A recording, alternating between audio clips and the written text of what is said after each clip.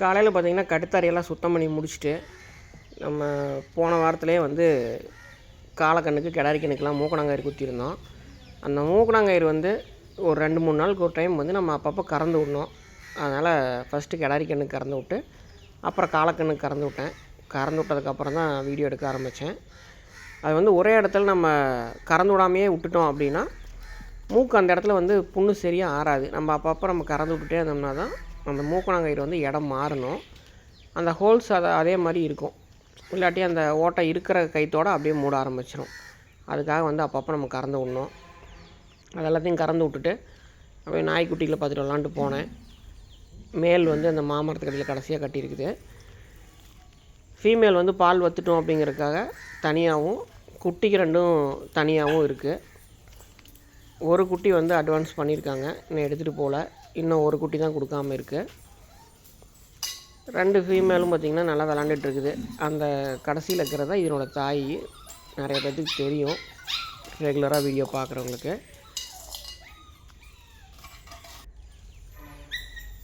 பூனைக்குட்டி பார்த்திங்கன்னா ஃபஸ்ட்டு வந்து ஒரே ஒரு பிளாக் அந்த கடைசியில் இருக்கிறத வச்சுருந்தோம். அது இல்லாமல் இன்னும் 2 பிளாக் குட்டி வந்து ரோடு ஓரத்தில் விட்டுட்டாங்க. சரி, பாவமாக இருந்தது, எடுத்துகிட்டு வந்து நம்ம அதையும் வளர்த்திக்கலாம் அப்படின்னு சொல்லிட்டு அதையும் கொண்டு வந்துட்டேன். இன்னொரு குட்டி எங்கேயோ விளாட போயிடுச்சு. ஒரு குட்டி மட்டும்தான் இருக்குது. மொத்தம் நம்மக்கிட்ட 3 பிளாக் கலர்லேயே பூனை இருக்குது. அதுக்கப்புறம் கோழி ஷெட்டுக்கு வந்தேன், கோழி பார்க்கலான்ட்டு. பட்டா எல்லாமே கொடுத்தாச்சு.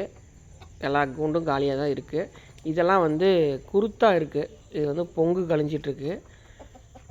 எல்லாமே பார்த்திங்கன்னா பொங்கு கொட்டிருச்சு. இதெல்லாம் வந்து நம்ம விற்பனைக்காக வச்சுருக்கிறது இல்லை. இது வந்து நம்ம கோழிக்கு போடுறதுக்காக நம்ம நிறுத்தி வச்சுருக்கிற சேவல். இதெல்லாமே ஒவ்வொரு டைமும் ஒவ்வொரு பேட்ச் மாற்றி மாற்றி ஒரு 2 மாதத்துக்கு ஒரு டைம் அந்த மாதிரி ஒரு கோழி முட்டை விட்டுதுன்னா அடுத்த கோழிக்குன்னு அப்படியே மாற்றி மாற்றி நம்ம போட்டு விட்டுக்கிறோம். இதுதான் வந்து நம்ம முதல் இந்த கூண்டுக்குள்ளே இருக்கிறதுல முதல் போட்ட சேவல் இதுதான். அதுவுமே நிறைய பொங்கு கொட்டி சேவலே அடையாளம் தெரியாமல் ஆயிடுச்சு. இப்போ தான் பார்த்திங்கன்னா பொங்கு ஓரளவுக்கு வந்து ஷைனிங் ஆகிருக்கு. இன்னும் தண்ணியிலலாம் போட்டு எடுத்தோம்னா இன்னும் சீக்கிரம் குருத்தெல்லாம் வந்துடும். இப்போ மழை பெஞ்சிட்டு கொஞ்சம் மோடமாக இருக்கிறதுனால எதுவுமே நம்ம தண்ணியில் போடல. இதெல்லாமே தீனிக்காக தான் வெயிட் பண்ணிகிட்ருக்குது. மழை வந்து அடுத்த நாள் அதுக்கு அடுத்த நாள்லாம் பார்த்திங்கன்னா ஒரு 2-3 நாளுக்கு வந்து நம்ம ஆன்டிபயோட்டிக் பவுட்ரு ஏதோ ஒன்று தீவனத்தில் கலந்து கொடுத்தோம்னா நோய் வராமல் இருக்கும். ஒயிட் ஹோமர் 2மே வந்து இன்னும் ப்ரீட் ஆகலை. ஆனால் 2மே பேர் தான். இன்னும் ஒரு கொஞ்சம் நாளில் முட்டைக்கு வந்துடும் நினைக்கிறேன். இப்போ தான் இடமெல்லாம் கொஞ்சம் அதுக்கு செட் ஆகிருக்குது. அதுக்கப்புறம் வழக்கம் போல் கொஞ்சம் நேரம் கழித்து தான் திறந்து விடலான்ட்டு நம்ம புறாவை வந்து இப்போ தான் திறக்க வர்றோம். வெயில் அடிச்சிருந்ததுன்னா நேரமாக திறந்து விட்ருப்போம். கொஞ்சம் மோடமாக்குறதுனால இப்போ தான் ஓப்பன் பண்ணி விட்றோம். இதே வெளிமேச்சல் இருக்கிற புறாலாம் பார்த்திங்கன்னா நேரமாக 6 மணிக்கே வெளியே போயிடுது. இப்போவுமே பாருங்கள், முன்னெல்லாம் திறந்த உடனே கிடுகிடுன்னு வெளியே வரும். இப்போ அப்படியே பொறுமையாக வெளியே வருது ஒவ்வொன்றா. இதுக்கு தீவனம் வந்து நம்ம மேலே போட்டோம்னாலும் இந்த கோழிக்கு போய் விட மாட்டேங்குது. புறாவுக்கு தனியாக நம்ம ஃபீடு போட முடியல. கோழிக்கு போடுற மாதிரியே கோதுமை, கம்பு, அரிசி இதெல்லாம் தான் போட்டுட்ருக்குறோம்.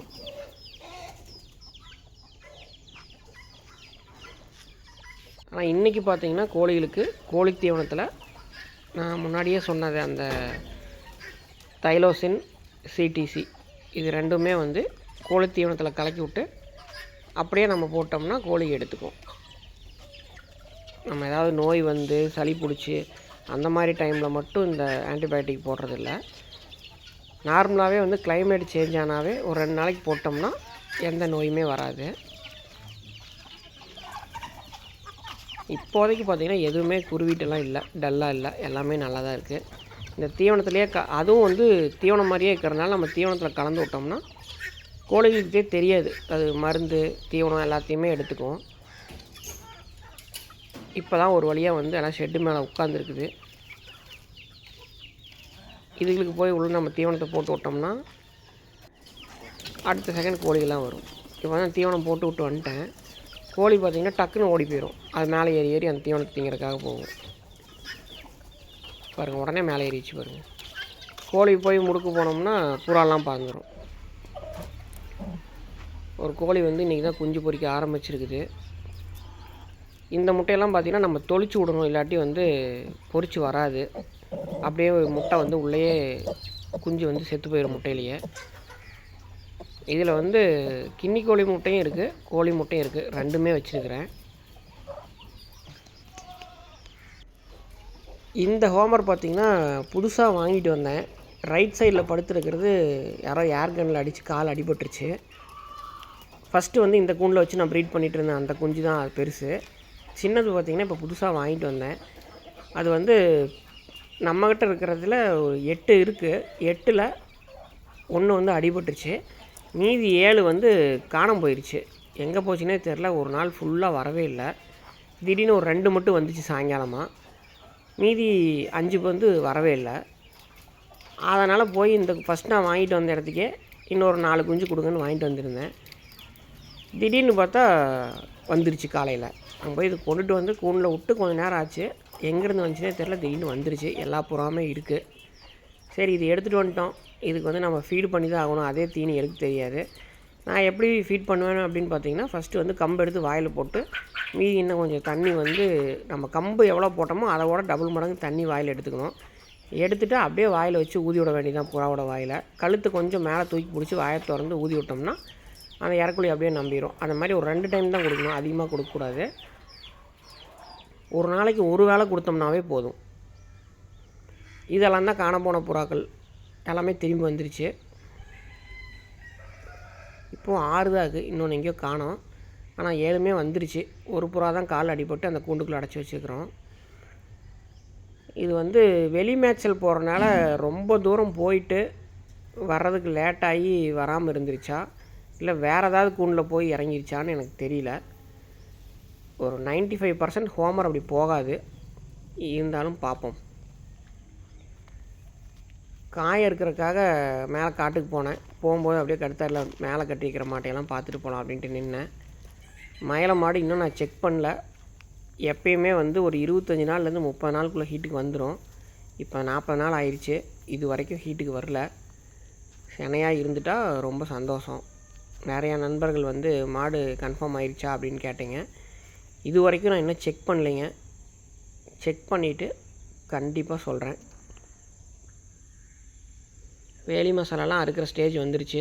ஒரு பக்கமாக இருந்து அறுக்க ஆரம்பிக்கலாம். இந்த பக்கமெல்லாம் பார்த்திங்கன்னா கம்மியாக தான் வளர்ந்துருக்கு. ஆரம்பத்தில் அறுத்தது நல்லா வளர்ந்துருச்சு. சொரச்செடி, இந்த வெண்டை செடியெல்லாம் பாருங்கள், இந்த ஓரத்தில் வந்து உழவு ஓட்டி நம்ம நெட்டது நல்லா தளைஞ்சு வந்துருச்சு. தலையே பார்த்திங்கன்னா நல்லா அகலமாக இருக்குது. அந்த சைடு இருக்கிறதெல்லாம் பார்த்திங்கன்னா உழவு ஓட்டி நம்ம பாத்தி பிடிச்சி இன்றைக்கி நடலாம் அப்படின்னு நினைக்கும் போது மழை வந்துருச்சு. அந்த ஈரத்துலேயே வெட்டி பாத்தி கட்டி அப்படியே ஊனி விட்டனால கொஞ்சம் செழிப்பாக இல்லை செடிகள். இது ஊனி ஒரு 4-5 நாளுக்கு அப்புறம் தான் அந்த பக்கம் நம்ம ஊன்னது. அது எவ்வளோ சூப்பராக வந்திருக்கு. இது பாருங்க அப்படியே நைன்னு கொஞ்சம் டல்லாகவே இருக்குது. இப்போவுமே வந்து இன்றைக்கி அறுக்கிற அளவுக்கு வெண்டைக்காய் வந்துருச்சு. ஆனால் ரெகுலராக பார்த்திங்கன்னா ஃபஸ்ட்டு காய் வர்றது நம்ம பீக்கஞ்செடி தான் காய் வரும். இந்த டைம் வந்து வெண்டை செடி வந்து காய் வந்துருச்சு. இவ்வளோ காய் இன்றைக்கி அறுத்துருக்கிறேன். ஒரு 2 கிலோ வரும். செடி பெருசாக பெருசாக காய் அதிகமாகும். இன்றைக்கி இவ்வளோ தான் காய். அதுக்கப்புறம் வீட்டுக்கு முன்னாடி வந்து பூ பொறிக்க ஆரம்பித்தேன். ஒரு சில டைம் பார்த்தா பூ வந்து ஒரு கேரி பேக் ஃபுல்லாக ஆகிற அளவுக்கு நிறையா இருக்குது. இன்றைக்கெல்லாம் பார்த்திங்கன்னா ரொம்ப கம்மியாகிடுச்சு. இந்த குட்டி பன்னீர் ரோஸ் வேணால் பட்டன் ரோஸ் வந்து பூ இருக்குது. அதுக்கப்புறம் நம்ம கிணத்துக்கு வந்தேன். ஒரு சோகமான செய்தி என்னென்னு பார்த்திங்கன்னா, ஒரு 2-3 நாளுக்கு முன்னாடி நைட்டில் வந்து மோட்டருக்கு போகிற கேபிள் ஒயரை வந்து கட் பண்ணிட்டு போயிட்டாங்க. கட் பண்ணதோடு போகல, அந்த மீதி இருக்கிற கேபிள் தண்ணிக்குள்ளே முழுகிருச்சு. அதை எடுக்கிறதுக்காக இந்த பாதாள சுரபி வந்து ஒருத்தர் செஞ்சு கொடுக்க சொல்லி கேட்டேன். அவர் ஆல்ரெடி ஒன்று செஞ்சு வச்சது வந்து இருக்குதுன்னு சொல்லி காமிச்சார். சரி கொடுங்க, நான் வச்சுக்கிறேன் அப்படின்னு சொல்லிட்டு அதையே வாங்கிட்டு வந்துட்டேன். ஒரு வெல்டிங் பண்ணுறவர் தான் செஞ்சு வச்சுருந்தார். அவர்கிட்டருந்து அதை நான் வாங்கிட்டு வந்துட்டேன். நமக்கு என்றைக்கு இருந்தாலும் யூஸ் ஆகும்ன்ட்டு. அந்த கார்னரில் பார்த்திங்கன்னா ஒரு மோட்டர் இருக்கும், இந்த கார்னரில் ஒரு மோட்டர் இருக்கும். ரெண்டுக்கும் வந்து இந்த செவுத்து ஓரத்துலேருந்து மண்ணுக்குள்ளே வந்து இந்த செவுத்து ஓரத்துலேருந்து தான் கேபிள் போச்சு. அந்த பைப்புக்குள்ளே 2 கேபிள் இருக்குது, இந்த கார்னரில் ஒரு கேபிள் இருக்குது. எல்லாத்தையும் ஒன்றை கட் பண்ணிட்டாங்க. இது எப்படி ஜாயின் பண்ணுறதுன்னு யோசிச்சுட்டு, சரி இதுக்கப்புறமும் இதுலேயே நம்ம போட்டோம்னா மறுபடியும் கட் பண்ணுவாங்கன்னு சொல்லி கிணத்த சுற்றி நம்ம மண்ணுக்குள்ளேயே கொண்டு போய் நடு கிணத்துல கொண்டு வந்து நம்ம வெளியே இறக்கிட்டோம்னா பைப்பை, அது வழியாக வந்து ஒயர் கொண்டு வந்துக்கலாம். அப்போ தான் வந்து மறுபடியும் இன்னொரு நாளைக்கு ஃப்யூச்சரில் வந்து அதை போய் கட் பண்ண மாட்டாங்க அப்படின்ட்டு ஒரு பிளான் பண்ணோம். அதுக்கப்புறம் ஆளுங்களை வர சொல்லி அந்த பைப் போகுது பாருங்கள் மேலே, அது வரைக்கும் குழி பறிச்சாச்சு. அங்கே நம்ம பைப் போட்டு நடு கிணத்துல வந்து வெளியே தள்ளி வைக்கிறோம். இந்த இடத்துல தான் வந்து பழைய ஒயர் போயிட்டு இருந்துச்சு. நம்ம குழி பறிக்கும் போது ஜேசிபியில் அந்த ஈபி ஒயரும் கட்டாகி போச்சு. அதுக்கப்புறம் இங்கெல்லாம் நம்ம ஆள் விட்டே பறிச்சிட்டோம். இங்கே வரைக்கும் கொண்டு வந்து கீழே நல்லா குழி பறித்து அங்கே ஒரு பைப் நிறுத்தி இப்போ இதுக்குள்ளே தான் நம்ம கொண்டு போகிறதா பிளானு. ஒயர் இழுக்கிறதுக்காக கம்பி உள்ளே சொருகி வச்சிட்டோம். இந்த பக்கம் பார்த்திங்கன்னா நடு கிணத்துல அந்த கம்பி நீட்டிகிட்டு இருக்கிற இடத்துக்கு ஒயர் வந்துடும். அப்படி தான் பிளான் பண்ணியிருக்கிறோம். அப்போ தான் கீழே நின்று கட் பண்ண முடியாது அப்படிங்கிறதுக்காக. முன்னே கீழே நிற்கிற மாதிரி இங்கே இடம் இருக்குது, அதனால் அந்த இடத்துல இறங்கி அழகாக கட் பண்ணிட்டு போயிட்டாங்க. பெருசாக ஒன்றும் கட் பண்ணல, ஒரு 5 மீட்டராக 3 பிட்டு கட் பண்ணிட்டாங்க. ஒயரை வெட்டிட்டு போனவங்களுக்கு பார்த்திங்கன்னா ஒரு 300 400 தான் கிடச்சிருக்கும் மொத்தமாகவே. உள்ளே இருக்கிற அந்த காப்பர் மட்டும்தான் எடுப்பாங்க, ஒயர்லாம் சீவி விட்டு இல்லாட்டி தீயில் எரிச்சு. நமக்கு பார்த்திங்கன்னா ஒரு 10,000 செலவு. இந்த மோட்டர்னோட ஒயரை வந்து அந்த பாதாள சுரப்பி போட்டு எடுக்க முடியல. அந்த கடைசியில் இருக்கிற மோட்டர்னோடதில் வந்து அந்த பாதாள சுரப்பியில் ஒயர் மாட்டிடுச்சு. அந்த வேலையெல்லாம் முடிச்சுட்டு நான் ஆஃபீஸ் கிளம்பி வந்துட்டேன். இது பார்த்திங்கன்னா புறாவுக்கு வந்து ரிங்கு சொல்லியிருந்தேன் காலில் போடுறதுக்கு. அந்த ரிங்கு வந்து நமக்கு கொரியர் பண்ணியிருந்தாங்க, வந்துடுச்சு. இதில் வந்து திருச்செங்கோடு கார்த்திக்னு போட்டு ஃபோன் நம்பர் போட்டு நான் எம்போசிங் பண்ணி கொடுக்க சொல்லியிருந்தேன். நான் சொன்ன மாதிரியே நீட்டாக பண்ணிட்டாங்க. இது வந்து நான் கோயம்புத்தூர்லேருந்து வாங்கினேன். இது ஒரு பீஸ் பார்த்திங்கன்னா 30 ரூபா to 35 ரூபா அந்த ரேஞ்ச் இருக்குது, எனக்கு கரெக்டாக தெரில. நான் மொத்தமாக ஆர்டர் போட்டனால என்ன கணக்கு பார்க்கல. 30 ரூபா தான் நினைக்கிறேன் ஒரு பீஸு. இது வந்து புறா வந்து குஞ்சு பொரித்து 5ஆவது நாள் இல்லை 6ஆவது நாள் வந்து நம்ம காலில் போட்டு விட்டுறணும். இது வந்து ஹோம்ஒர்க்குன்னு சொல்லி நம்ம ரெடி பண்ணது. ரொம்ப லேட் பண்ணாமல் சீக்கிரம் போட்டு விட்டுறணும். அடுத்தது பார்த்திங்கன்னா நம்ம ரவி அண்ணாவிட்ட வந்து மணிலா சிக்ஸ் வந்து சேல்ஸுக்கு இருக்குது. இப்போ கொடுக்குறது வந்து ஒரு பேர் வந்து பார்த்திங்கன்னா 400 ரூபாய்க்கு கொடுக்குறாரு. ஒரு குஞ்சு 200 ரூபா ரேட்டுக்கு. இன்னும் பெருசாக ரேட்டு கொஞ்சம் அதிகமாக வரும். யாருக்காவது தேவைப்பட்டுச்சு அப்படின்னா ஸ்க்ரீனில் தெரிகிற அந்த நம்பருக்கு கால் பண்ணி கேட்டுட்டு வாங்கிக்கோங்க. அவ்வளோதாங்க நம்ம வீடியோ. அடுத்த வீடியோவில் சந்திக்கிறேன். நன்றி.